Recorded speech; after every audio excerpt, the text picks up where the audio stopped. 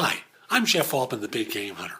I'm called the Big Game Hunter because I've been hunting down leaders and staff for organizations for more than 40 years. I want to offer you some no BS hiring advice today. Some advice that's straightforward and direct, designed to help you with your staffing. And it starts off today by talking with you about applicant tracking systems. See, there's a potential for abuse that I've been running into with the way some firms are using applicant tracking systems. And it goes something like this. The resume in some way, shape, or form has wound up in your database. Let me offer a scenario. Agency A has placed the resume in your database. They did it in 2011. Today, Agency B, I'll say myself, attempts to input the resume. Now, what's happened is in 2011, this firm inputted it, you interviewed them, you turned them down. 2013 or later, I attempt to input the resume, you claim ownership of it. Number one is, you don't own that information. Either Agency A does, or now I do, because there's a difference between 2011 candidate and 2013 candidate that you don't know about until such time as I'm making you aware of it.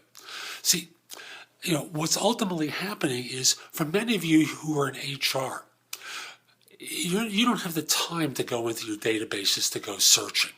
So when someone like me comes along 2 years later or at some point later and attempts to input the resume, the system is spitting it out and saying, sorry, this person's already in our database.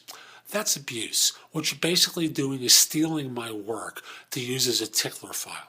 Now, here's the worst part about it. You don't have the time to call this person anyway. So the firm is claiming ownership. You in HR are too busy because your job isn't only recruiting. You're fielding tons and tons of situations, beyond corporate management's capability to understand and appreciate. And all they're thinking about is the bottom line, and you can't contact these people. So potentially what's happening is you're missing out on people because systems have been set up to block the referral from someone like me to make you aware of this person and how their experience has changed to fit your needs. And even if you do have the time, what you're basically doing is theft of services.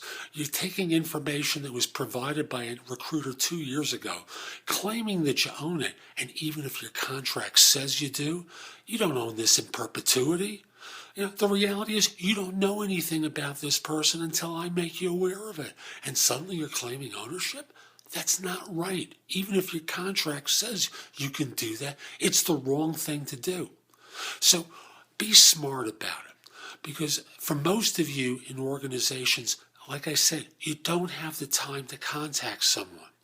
Take the referral. Make guys who are providing support to you happy. Make the women who are campaigning for your organizations happy. And suddenly, for a few dollars, you're going to have tons of help in filling these critical jobs. Because, frankly, human capital is a big part of the success of your organization. Stealing the labor of recruiters outside your firm is ridiculous, because what happens is guys like me go away. I've been doing search for 40 years. I've worked with clients for 5, 6, 7, 10 years at this point. Many of my old clients have gone out of business over the course of time because the economy has changed. But I've got clients I've worked with for 10 years, 12 years, and I've helped them grow. And now I'm getting turned off to working with some of them because of these kind of behaviors. So I'll simply say, be smart. Don't be a thief, because that's really what you're doing. Work with the vendors that are helping your organization grow, and don't steal their labor from them.